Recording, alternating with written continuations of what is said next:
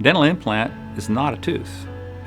It's a small titanium alloy screw that's threaded into the bone, allowed to heal in for several months, and then once it's healed in, a tooth is glued or screwed into it to replace the tooth. Replacing a tooth with an implant is of benefit because it's the least invasive procedure to replace a tooth. It is also probably the treatment of choice today in replacing a missing tooth. Well, one option is not to replace the tooth, but then you place yourself at risk for other teeth to migrate into the space created by a missing tooth. One option also is to replace the tooth with a bridge. That's more invasive because adjacent teeth have to be filed down essentially to glue a bridge into place.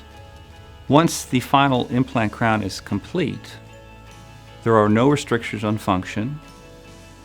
The tooth looks great, feels great. You brush and floss it just like you do your natural teeth.